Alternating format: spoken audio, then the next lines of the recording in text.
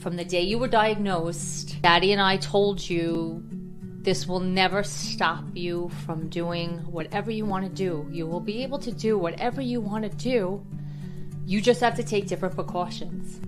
So when I woke up in the morning, I remembered that and I said, well, how can I tell her she can't go? Because the only reason I wouldn't be letting her go is because of the diabetes, and I cannot let that be the reason.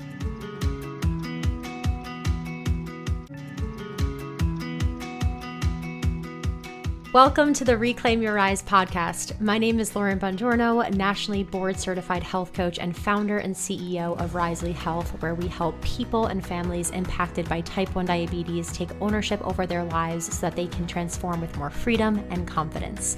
Everyone has a different reason to be here. You might be seeking knowledge, support, or community, but at your core, I know that you long for something deeper. You're here for transformation. And that's what the Reclaim Your Rise podcast is all about. A quick reminder before we start the show that nothing you hear on the Reclaim Your Rise podcast should be a substitute for personalized professional medical advice. Please always consult your physician or other medical professional before making any changes to your diet, insulin dosages, or healthcare plan. Heads up, everyone, and take out your calendars because I have an exciting announcement to make. Oh, I've been waiting to share this with you. So on Thursday, November 2nd, we are kicking off National Diabetes Awareness Month with, drumroll please, Rising Above T1D, a live virtual event for reclaiming your life with type 1 diabetes. I promise you, I am not just hyping this up. This event is going to be epic, and it's going to bring us all together from all over the world, all stages of diabetes, family, friends, caregivers, healthcare professionals. Spread the word because everyone is welcome and it is going to be a party, I promise. My in-studio co-host this year is Neil Greathouse, otherwise known on social media as The Beaties, and whom is also a coach on the Risely team. I want you to think of this as 90 minutes of like diabetes reality TV, where for a night, diabetes doesn't have to be clinical and doesn't have to be dry and it doesn't have to be boring, but it's going to be something that combines community and connection and passion and energy and education and celebration and real conversations with an all-star guest panel and plenty of giveaways with a few surprises in store throughout. I see this truly as one of the most important things that the Risely team and myself do all year because it's a chance for all of us to really come together and remind ourselves and each other that, yes, diabetes is a challenge we didn't choose, but it is one that we can rise above. So Rising Above T1D is free to attend, but you need to register. So use the link in the show notes below to save your spot. And I also want to encourage you today to share that link with at least 3 people that you know would want to know about the event. It can be on social media, LinkedIn, through email, through text message, but go ahead, sign up yourself, and then share the love with everyone else. All right, guys, see you there. Welcome back to Reclaim Your Rise, everybody. Today is a very special episode. I am so excited. I just finished wrapping up the recording and I'm still honestly a little bit just shaky and trying to regulate my body because it was a lot. There were a lot of tears. There was laughter. There was what I feel like kind of healing in a way. This week is my 23rd anniversary, which means that when I was 7 years old, 23 years ago, I was diagnosed on November 1st, and it not only impacted my life, but it impacted my family's, and it's a lot to reflect on, and I didn't just want to do a solo episode. I wanted to bring my mom, Michelle Bongiorno, on because last year for this week and celebrating my 22nd milestone, I had my dad on. And so you can go back and listen to that episode, from last year. But I thought it was my mom's time to come on, and I didn't know where it was going to go. I knew that there was definitely going to be some tears, and you're going to hear this in the episode, but there was, I think, as a child, not a lot of space for talking about our emotions with type 1 diabetes. And it was just the way things happened where my mom just put on a strong face. My dad did the same. I just followed suit. And so conversations like the one that I had with my mom today, it was probably, we talked for an hour. You're going to hear that was the longest we've ever talked and went in depth about my diagnosis and just the challenges of parenting a child with a chronic condition and, the fear she had and the moments where she, realize, okay, things are going to be okay. And so I really needed to record this episode with her, and I'm so glad that I have this to always listen back to. But I think that you are going to get hopefully a lot from it, whether you're a caregiver who has a child with type 1, or maybe you have type 1 and you haven't really ever had a conversation with your parents or caregivers about if you were diagnosed as a child, like how that impacted them and, maybe impacted your relationship with them. I'm not going to, go on and on in this intro because there's a lot that you'll hear in this episode, but I'm just so grateful. Also, this is like the first time having an in-studio guest. So if you're watching on YouTube, you're going to see we're like in my guest room in my house, and my mom came in. It was like such a nightmare setting up all of the podcast equipment to like get a second mic. Like you think it would be easy, but like last night I'm like running out to Best Buy to get this like adapter cord and everything. And I just, all to say, we could have just done it virtually, and she could have been in her home and just recorded it. But I felt like I just wanted it to be more personal. So if you are listening on the podcast, whether it's or on the podcast app, whether it's Spotify or Apple or wherever, and you do want to see us, you can head over to Reclaim Your Eyes on YouTube. But before we get into today and the conversation with my mom, I just want to share that this week, don't forget, if you are not signed up already, Thursday, November 2nd at 7 p.m. Eastern, we are having a huge live virtual event.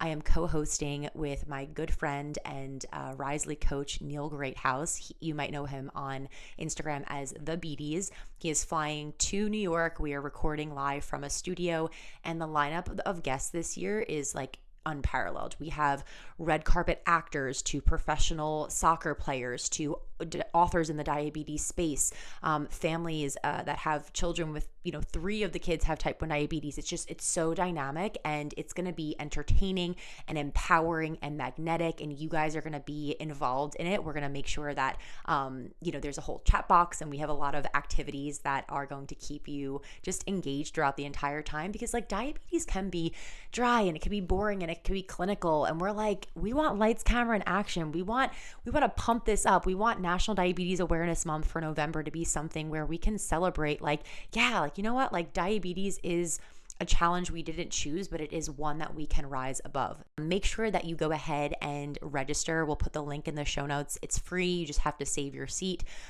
Grab your popcorn. Don't forget to bolus, and we will see you there Thursday night. All right, guys, without further ado, help me welcome my guest, my mother, my inspiration, my Wonder Woman, Michelle Bongiorno. Here we go. Welcome to the show. I know that you're a little bit nervous to be doing this. Right before this, we were in the kitchen just like talking about the episode, and you were eating your yogurt, and we were like starting to talk about what we were going to talk about, and you were like, okay, I can't even finish this. I feel like I'm going to be sick. And I'm feeling like you're a little bit nervous. I know, of course I am, but it's all going to be good. We have a box of tissues somewhere. Do you have those? Yes, I have it right here. So Dad's been on the podcast. He came on last year around this time, and now it's your time to shine. And I feel like there might be a subconscious reason why I haven't had you on the podcast yet, because I do feel like I'm even a little bit nervous. Like I feel like we don't talk about like the diabetes diagnosis and really like how it's impacted you or our family like on a regular basis. Like I think because it's very emotional, and it is, and that's why even me coming here to talk about it today, I had a little anxiety because we didn't really talk about it while you were growing up, other than the day-to-day, what we had to do to take care of it. We didn't discuss feelings at all. That's an interesting point that you bring up, because I feel like now parenting is so about like emotional consciousness of like getting to know like how your children are feeling and know that like all feelings are permitted. And I never felt like I grew up where it was like a stern household. Like we were like super like emotional and loving, as you and Dad were to like me and Dana as well. But it just was maybe like hard things were hard to let emotions come out of. Do you feel that? Well, I mean, I know why I never said anything to you about my feelings, because I never wanted to make you feel sad, so I felt like I had to put up that front, like everything's good, everything's gonna be fine, you're good, and it didn't really matter what my feelings were. And that makes me really sad because I remember we were just talking about this, that it was only like a few years ago that I think I said something to you and I acknowledged like, hey, like how was that experience for you, and like opened up the conversation. I think that was like a floodgate of tears for you. Of course, because I've never ever said anything to you about my feelings. I mean, I literally, from the day you were diagnosed, I think it took me maybe like 2.5 years. I cried every single day. We didn't get very far into the episode without the tears. Yeah, every single day. But it's. I think I wasn't.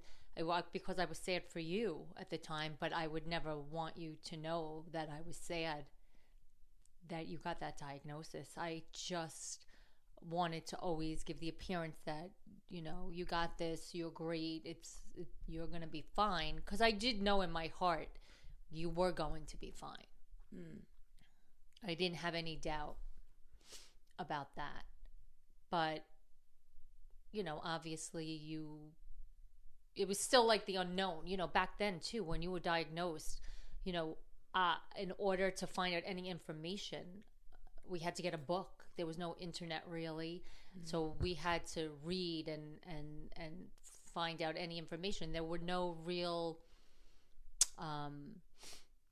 there were like some support groups, but I want to say like once I had gotten on a phone call and it was like doom and gloom. It wasn't for me. What do you mean? Like just the conversation was doom and gloom about somebody who was diagnosed with diabetes. Was, they made it seem like it was a downfall and there was no hope. Like it just was it wasn't my vibe. It wasn't for me. And I just tapped out right then and there. And, just Daddy and I figured out how we were going to deal with it as a family, and how we were going to deal with it with you, and what our outlook was. And it always was positive. I mean, at least I think. I don't know. What do you think? I think it was a lot of positivity. And I think that yes, years later, which everybody who listens to the podcast or knows my story, like years later, I think I may have had like suppressed feelings that like came out, where I had to almost like grieve my diagnosis or like understand what it meant for me and my identity specifically as an adult, that I don't think like I went through as a child. But I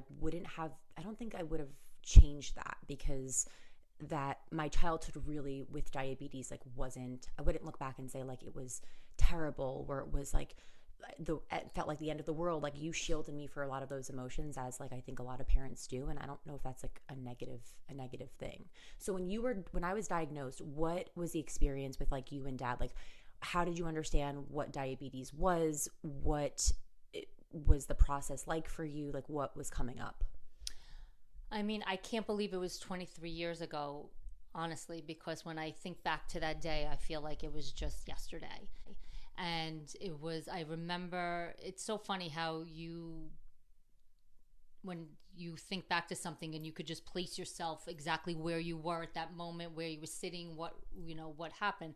I remember, for a few days prior, you were coming home, you were cranky, you were wearing like a short sleeve shirt one day, and I just remember saying, gosh, you look very thin.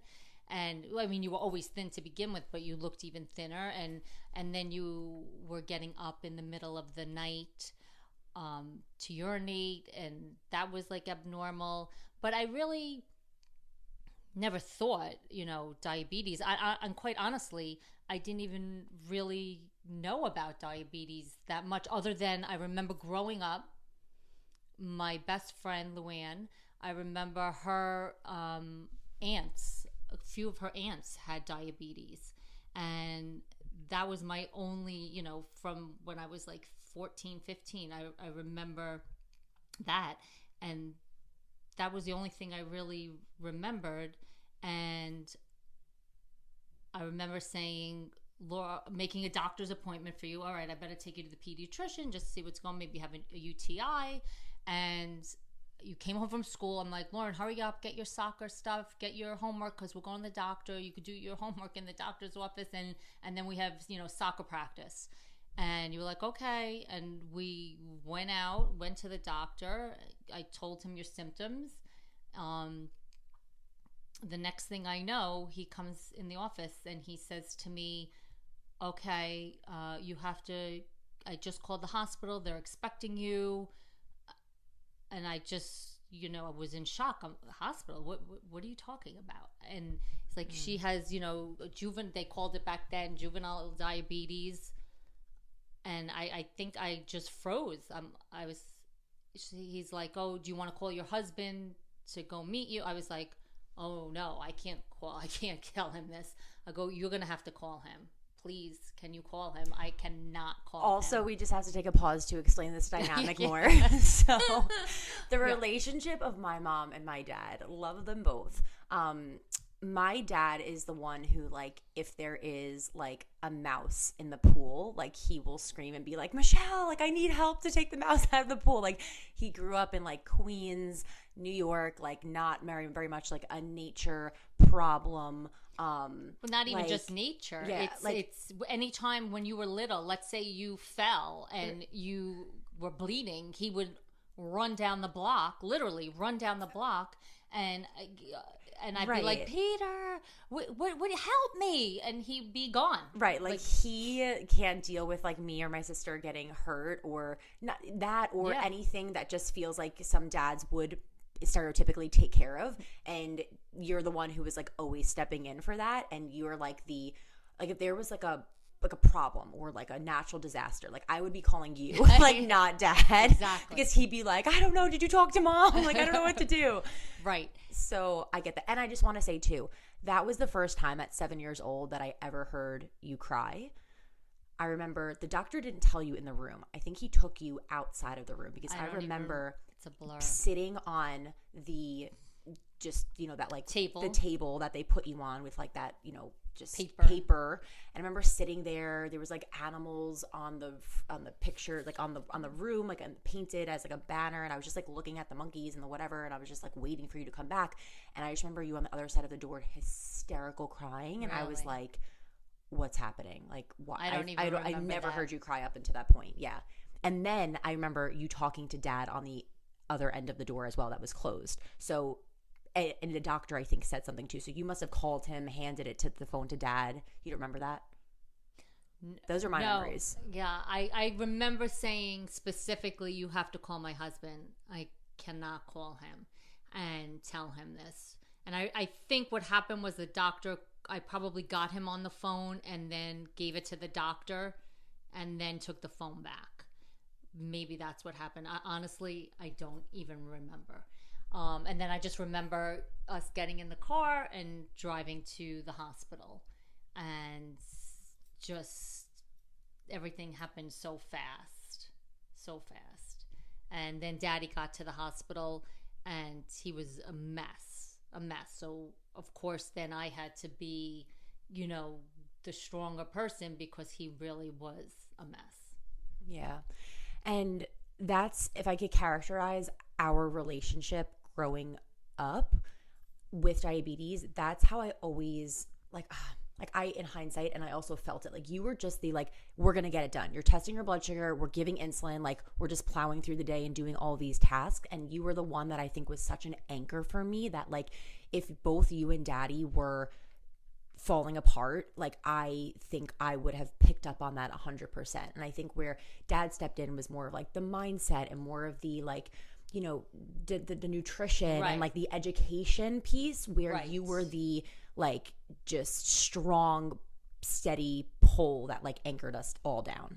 I felt like there was no other choice but to this was something, as we learned, as the days went on and you came home from the hospital and we had a crash course in how to inject insulin into an orange and how to now do it into you and, giving us a glucometer and you're on your way. Mm-hmm. And it was in my mind, I just kept saying, okay, if we, do the things we're supposed to do, keep her blood sugar at a normal level, and try to avoid the highs and lows, and you know this is going to be okay. We're going to be fine. Like this is okay. This is manageable. We could do this.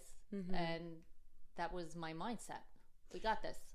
And what do you think? Did you and Dad have like a conversation, like a powwow at one point where you're like, this is how we're going to, like, I guess this is what we're going to say to Lauren, or this is what we're going to instill in her? Or was it just kind of like instinct? No, it was definitely instinct. It was definitely more instinctual. This is what we have to do. This is what we're going to do, and we're all going to be okay. This is change. It's definitely a major change, but this is for the whole family. This change, it's not just for Lauren. It's just not for me. It's affecting, Dana, your sister, and all four of us are affected by this, and we're going to handle this together as a family. Well, and I think too, we have a really close extended family, especially on your side. So like my mom's brother, my uncle, my aunt, my two cousins, and then your parents, my grandparents. Not that we're not close with Dad's side at all, but it was just proximity, and we just ended up spending a little bit more, like a lot of time per week with them. And so it affected them as well when you would leave us. And so how do you think my diagnosis impacted the entire, like even extended family unit? Or you could answer it as in like the four of us as well. Well, I mean, as you guys never had a babysitter ever. It was only Grandma and Grandpa or Auntie and Uncle Russell who would, babysit you if Daddy and I, had to go out or do something. But so as far as Grandma and Grandpa, Grandma's same. She takes the bull by the horns, and she was okay. There's no way I'm never not watching her. So this is what I'm going to do. I'm going to learn everything just like you learned everything. And she was hands-on. Was that hard, like to leave me for the first time with someone else? 100% for the first time. It was, I think we did it, in increments. It wasn't like normally you would stay overnight. I think maybe for the first few times it was a few hours. You stay there, let's see how it goes, and I was able to build up to that. So you have, and it's not like a bad thing, but I think you have a little bit of a controlling personality in the sense that like you like to be like you're always driving the car if we're in the car, right? 100%. You know what I mean? Like you want to be in control. Yeah. So how did you do specifically with when I was in Dad's care, or I was in Grandma and Grandpa's care, or Auntie and Uncle Russell, whoever it was, and my numbers were like I was going low or I was going high? Like, did you feel, because we didn't have Dexcom at the time, I guess, so you weren't. No, you didn't even have a pump at the time. I mean, I think it was the first 2 years. 2 years you were on injections. So, yeah, I mean, it definitely was rattling, and it was tough, and it was difficult, especially at the beginning, because the lows that you had were low, and it was so hard to gauge everything, and so it was very difficult at the beginning. I'm not going to lie, but as time goes on, like anything, you get used to things, and but it wasn't easy. And I do think you were great also. It wasn't, I knew you knew what to do. So as time went on, you took control too. So that was kind of easing to me. Right. Knowing that you knew what to do. Well, and I think the parents that we work with at Risley, where their kids, have type 1 diabetes, whether it's newly diagnosed or for a few years or transitioning from high school to college, those are the times where I recognize how important it is for the child to be taking ownership but also how challenging that is, because at the same time parents are like, I just want to do it for them. Like, I don't want them to have to think about this. Oh, and yes, 100%. 100%. It was, that's a challenge. It was a challenge. And then not only that, it was, the school nurse. I know she's a nurse, but that alone, I mean, I would probably call her 5 times a day just to check in. Was she okay today? How were her numbers? Because back then it was a log. You had to write down everything. It wasn't in your phone. A phone. It wasn't.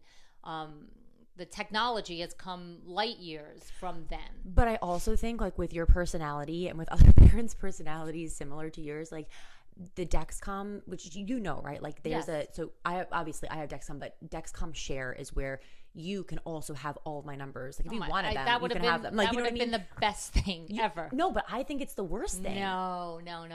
I think for parents, so you're telling me that you're going to go on vacation with dad, leave me with grandma and grandpa, and not see my numbers and call them every 5 seconds.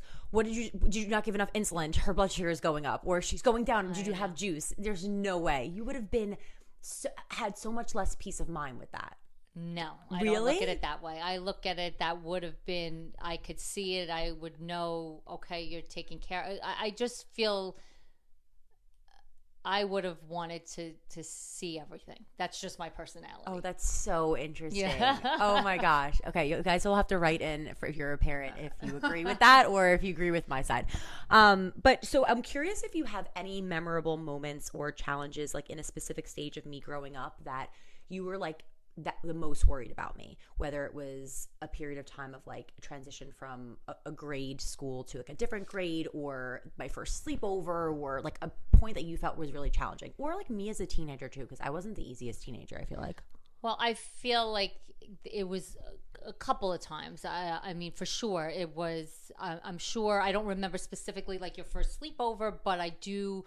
I remember that. You do? Yes, it was Tessa Barkin's house in school. Yeah. And there was a bunch of girls sleeping over. Yes. Don't you remember that? I feel like I went over there a few times. I think you might have. I think I did. And I went low in the middle of the night, and I had orange juice right next to me, and I woke up like all sweaty. Yes. And I like that. Okay, so now Dexcom Share in that situation, you would have been woken up knowing I'm at somebody else's house, and so you would have seen, like, you've not. I would have been driving my car. Hello. 2 a.m. wake up call from Michelle Bongiorno. Yes. Give me my child back. Yes. No, but right, I do remember that. I remember I stopped there a few times during the evening, and then obviously in the middle of the night, right? I remember. Do you want to know what's so crazy about that though? And that I can remember, I don't remember like all my sleepovers as a child, but I remember that one because I think it was my first one. But also I remember why I went low. Isn't that crazy that I can remember from 20 years ago why I went low? Her mom was, I think, a baker. I don't know professionally, or but she loved to bake. And she would make these pecans that were coated in brown sugar. Oh, geez. And they were so good, but we were all snacking on them. So my blood sugar went high, and then of course I just, miscalculated whatever, like how many carbs were in it, and I went low. But I think the mom might have also framed it as like, these are nuts, so they have a little bit of sugar, but they're nuts, so they're more fat, like they won't spike you like cake or something. Like I remember, and then I gave too much insulin and woke up at 2 a.m. like at like probably like 45. Right. So yes, I remember that. Sticks with you. And I do remember, I mean, for me, another big time was when you were in high school and you were going to Italy with the choir. You wanted to go. And I remember you coming home and sitting me down and saying, I really want to do this. And, it's our year to go to Italy. They go to Rome. We see the Pope. We sing for the Pope. I'm like, oh, wow, that's great. And then I remember thinking, oh my God, she can't go. Like, how is she going? Like, this can't happen. And then I remember talking to Dad and, talking through it. And I didn't say yes or no to you.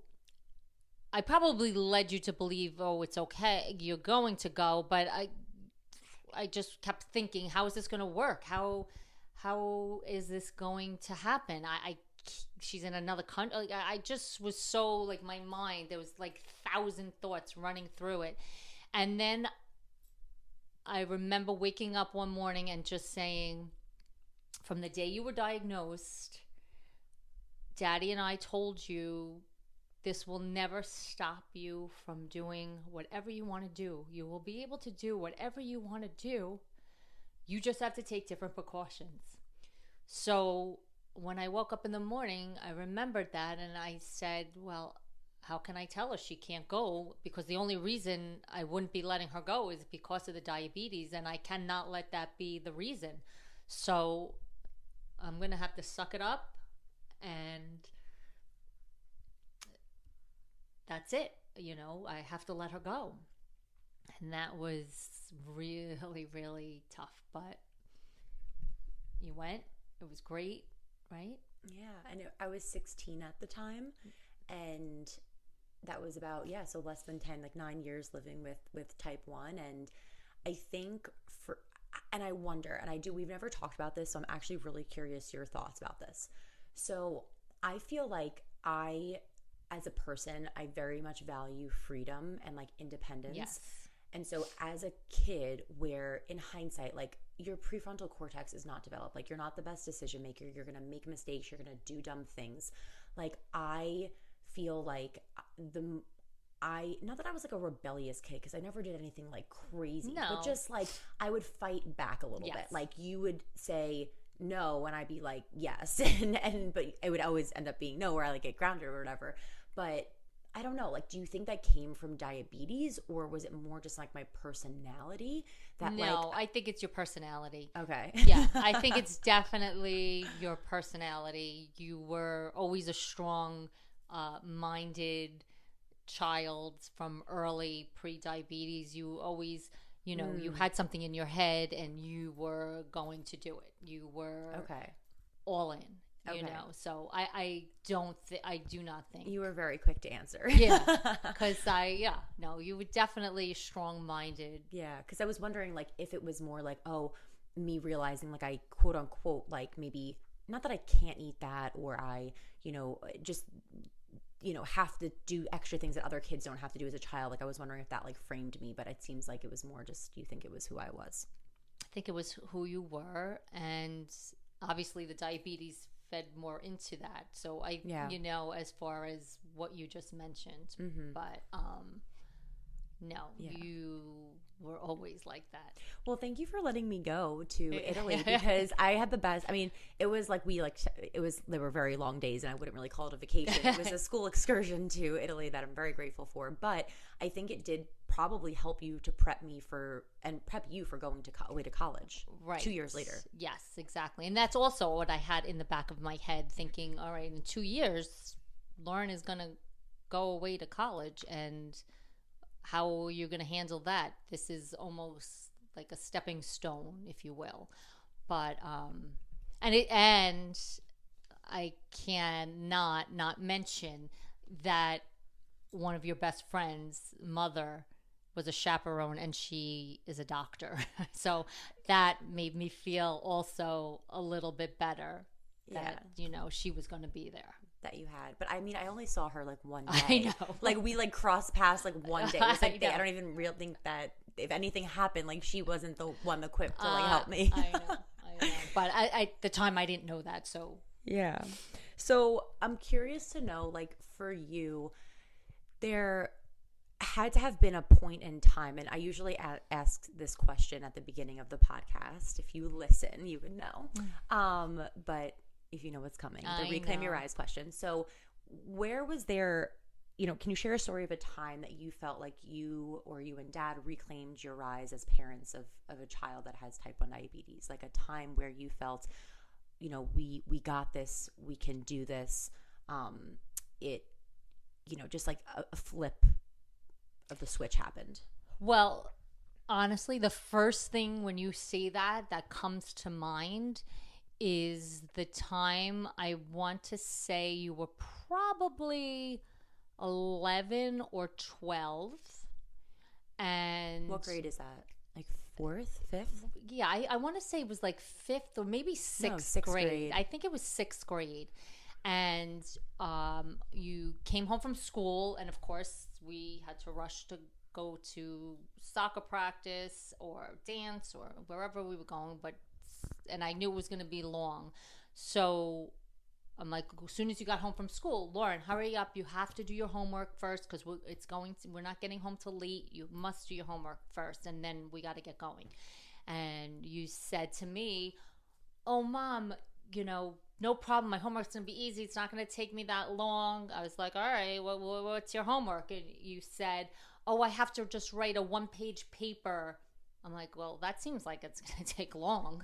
And you said, no, I know what I'm doing. I know exactly what I'm going to write it on. And I said, okay. I go, what's the paper? So you said to me, oh, the question I have to answer is, if you could change one thing, what would you change? And like in the world? Yes. And I remember automatically thinking, oh my God, she's going to write about diabetes. She's going to write about diabetes. And my heart's just hurt. And I said, oh, okay. So what are you going to write? And you said, oh, I'm going to write my paper about, cerebral palsy and how terrible and debilitating it is, and how the children suffer. And I just remember, like right now, my everything just dropped right out of my body. And it was at that moment, I said to you, oh, that's great, Lauren. That's so wonderful. And I remember leaving the room and just like having myself a little cry, and a cry of just, oh my God, she really doesn't hate this. Like, her life isn't ruined. Like, she really, it's okay. Like, it's okay. And that was that moment for me. And I'll never forget that. Yeah. And now I'm going to cry. Because I do feel like the reason that I don't hate type 1 diabetes and didn't grow up hating it is because I think a big part of it is really just like, it's in a crazy way, it's like gratitude. It really is. And that you and Dad, a lot of Dad, like, instilled in me that, like, everybody has a challenge in life. This is your challenge. And, like, you could have been handed so many other things. And I know that doesn't work for some people. I know some parents don't love hearing when other people, say, oh, well, at least they don't have, cancer, or at least they don't have this, or at least they don't have that. And it's just like, I don't know, like, for me, like, it's helpful to anchor into gratitude, because it's just like, I try not to focus on what I don't have, and I just take it as like, these were the cards that I was dealt, and you just gotta like make the best of it. And of course there's like hard days where you just feel like this sucks, of course, but in the big picture and big scheme of things, like, how could you not be just grateful in a way for the cards that you're handed, when you know that there are so many people out there in the world, not even just diseases, but in just so many other ways, struggling, and in ways so much harder than you. And even just like, all right, I have type 1 diabetes, but I have I'm grateful for access to insulin and access to the technology. And it's, just looking at the glass half full. But I'm pretty sure when I had Dad on the podcast, like, I have to listen to it back, but like 98% sure that he told the same story. So it might have been really like his answer is the same to that question. So that must have been like a big turning point for you both. Yes, it really, that was my aha moment, that she is going to be okay. She doesn't hate every day, and she's going to be fine. Mm-hmm. We're going to get through this. Yeah. So, all right, that was a turning point. Now, talk to me about the role that research played for you, because we got very involved with the Diabetes Research Institute Foundation, and JDRF is another great organization, but you guys felt connected to DRI because Well, I think it was because, and our main thing was because of the research, because all their money went to research, and the information that Daddy had got on the phone immediately and spoke with DRI, and we were impressed, and it just hit us that their money, everything goes to research, and that's where the cure is going to be, and we were very much interested in that, and helping them get that cure. Like, right. And so we had fundraisers that we would have for how many years did we have them? oh gosh, so we were the founders of the children's best hope for a cure dinner. We would have it at the Jericho Terrace in Mineola in New York, and we would have over 500 people. And we did that for, I want to say maybe 4 years we did it. And That's it? I think it was 4 or 5 years, but we did different things too. Then we did you founded the diabetes ambassadors, the diplomats for the schools, and so we were very involved with them for years, and we raised quite a bit of money, and that was how we felt we were helping, and we were educating people, and right. and it was a very positive thing for Daddy and I to do.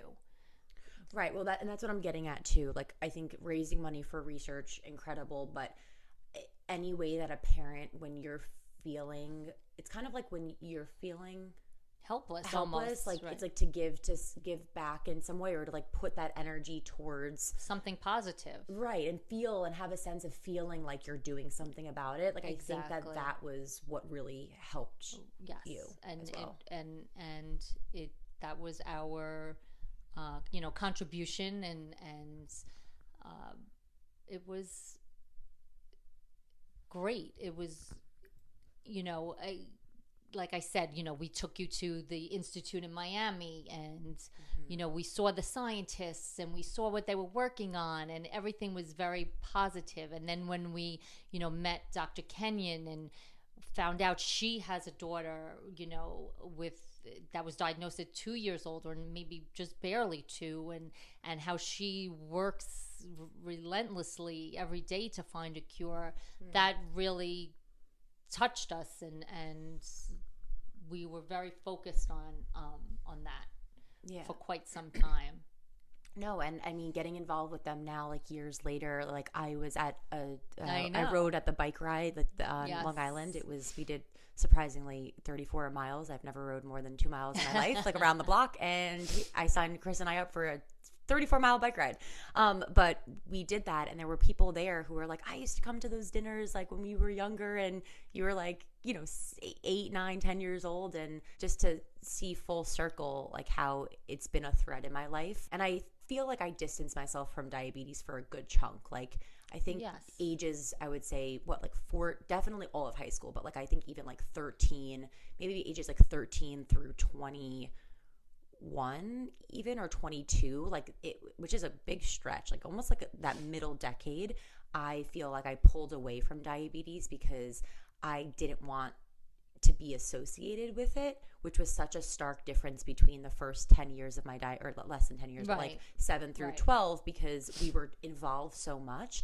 And so I guess, like, did you realize me pulling away, like with my, I don't know, like you hear me talk about all of now, like the shame that I've had around my diabetes during that time, and like not wanting other people to see my pump in high school, or my relationship to food challenges. Like, now when you hear that I was going through that, like, did you know that during the time, and could you tell that, or was it? Well, I knew about the pump, and I knew you didn't want, because back then too, you were on a different pump, and there was the wire, and so I know, yes, I was definitely aware of that, and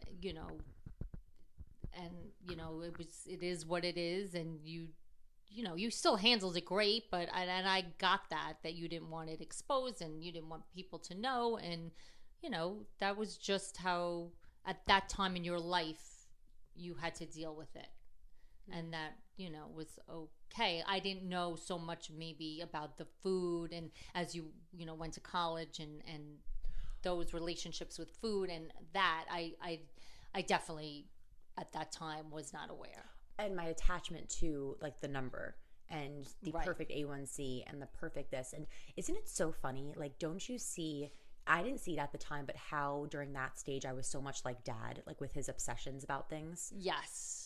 Now that in Right. retrospect, 100%. Because I feel like I'm a lot like you in so many ways, and like personality and like just a lot of different ways. But the way that what I got from dad, I think during that period, was he's such an all or nothing person, but his didn't impact. He doesn't.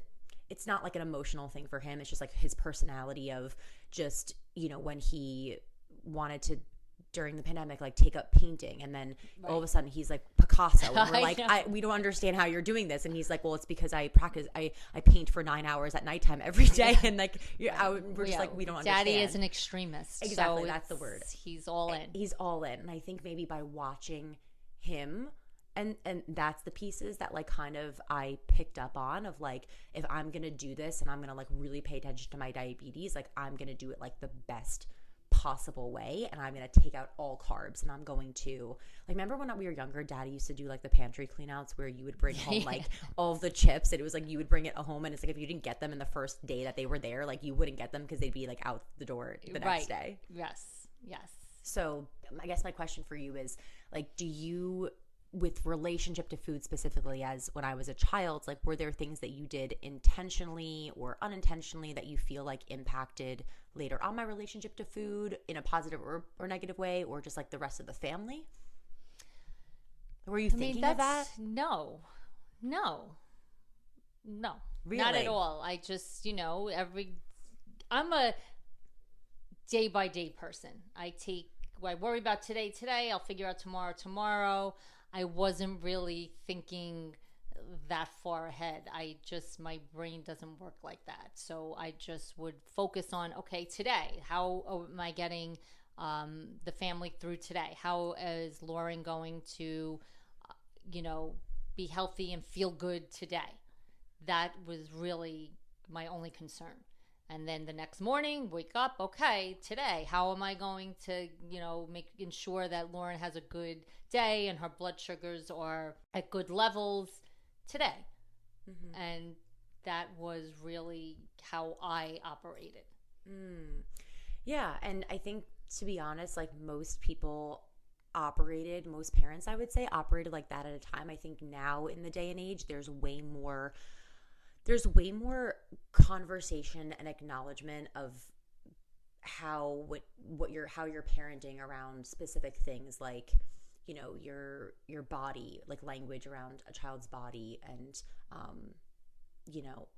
or food, or all those like touchy subjects that like people as adults have troubles with, like, so that wasn't even like a conversation. No, it really wasn't back then.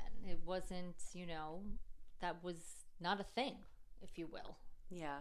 And maybe it's why we have so many adults in our programs who are, ages 24, let's say, through 40, like 40-ish, like that, or even just above, like 20, 24, 25 and above, like when they were diagnosed as children, like they're all coming with these challenges of like fear of this or fear of that, or not feeling like they fully accept their diabetes. And I think it stems a lot from childhood. But I think at the same time, like as a parent, it's really hard to like cover all your bases. Like your child's gonna get screwed up in some way. Like, we all are products of our parents. Yeah, there's no manual you get when you decide to have children that guides you through, okay, what if your child gets diabetes, how, like, there's 10 chapters on like what to do. No. Mm-hmm. There's just you wing it. You just you do the best you can.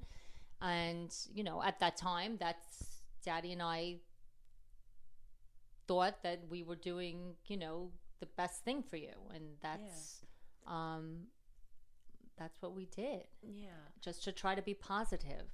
And I think you guys did a really great job. I think how I was what I've like the self-discovery phase that I went through as an adult, like tracking back to like my childhood relationship to diabetes, like you guys couldn't have done, anything better. I talked about this on the episode with Dad. I think the only thing that I would have, needed to hear is like, not that you're not different, because that was a message that like I feel like was like pounded. It was like, you're not different, you can do anything, you're not different, you can do anything. And that's the big reason why as an adult and a teenager I felt like, wait, like my job is to blend in and is to not show that I'm different.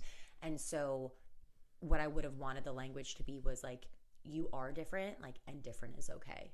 But right, and I'm sorry. No, it's okay.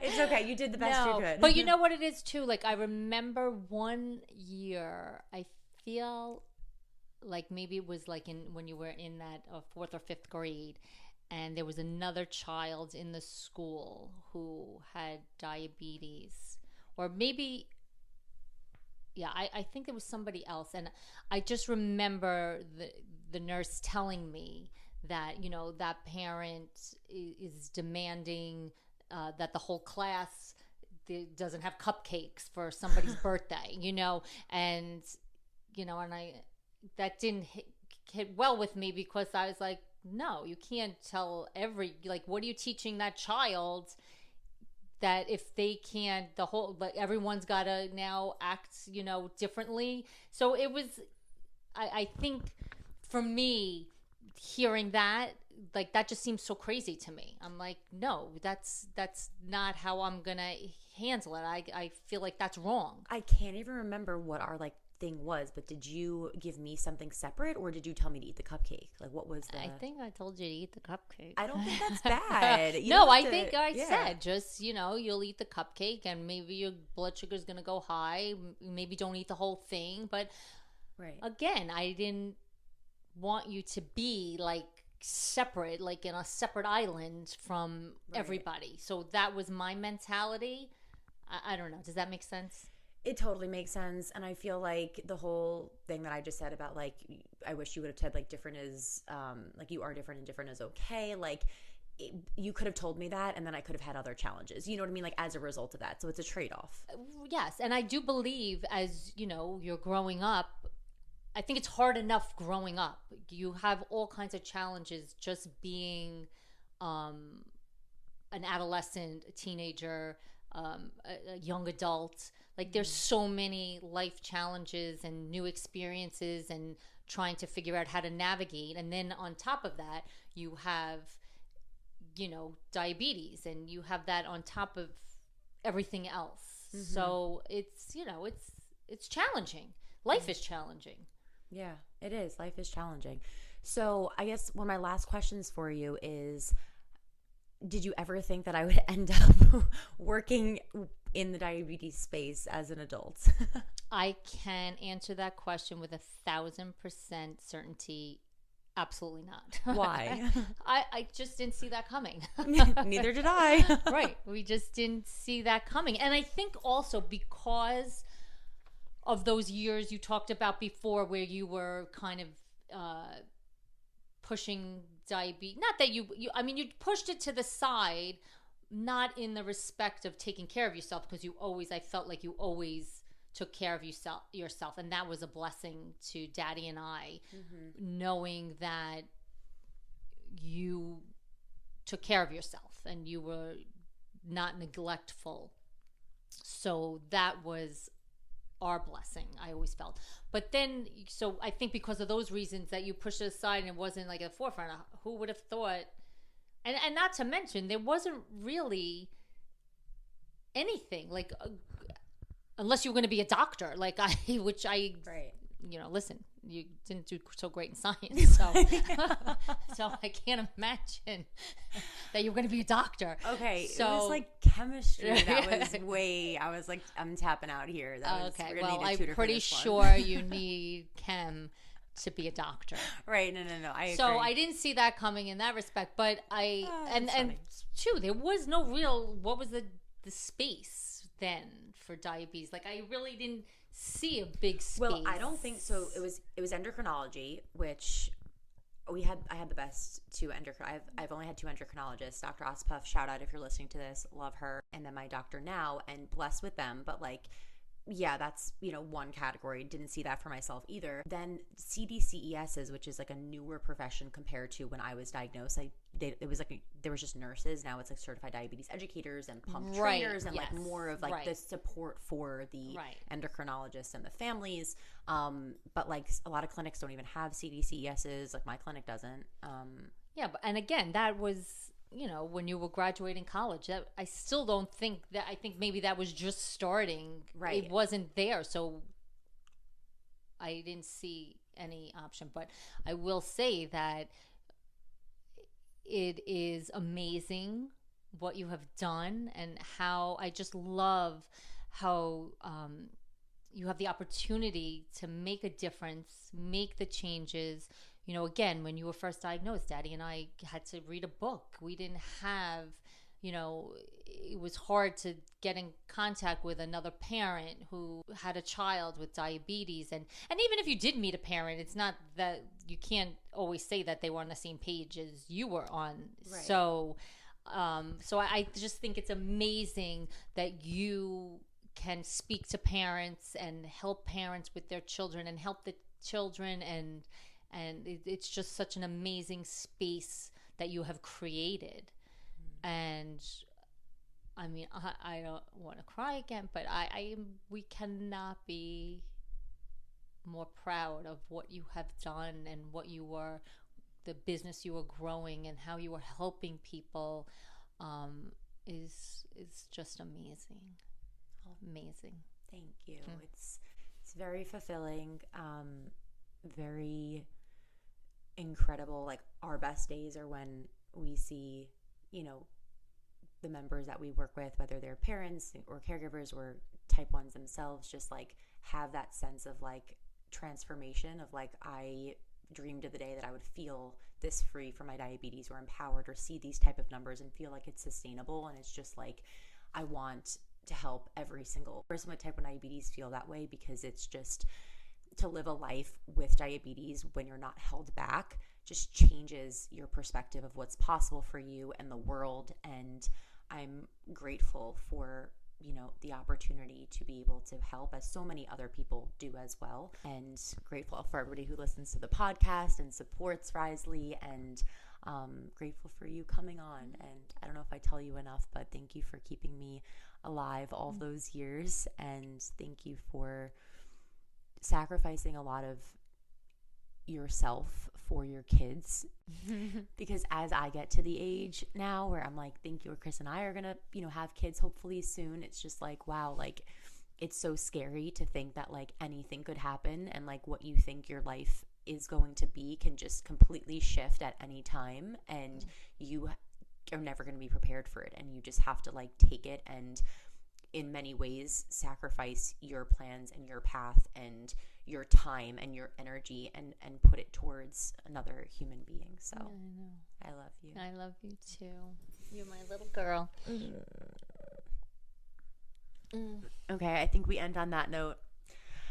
Thank you, everybody, for listening to Reclaim Your Rise with none other than Michelle Bongiorno, my mom, my best friend, and I love you. I love you too, honey, and I'm so proud of you, and this space you've created is just amazing.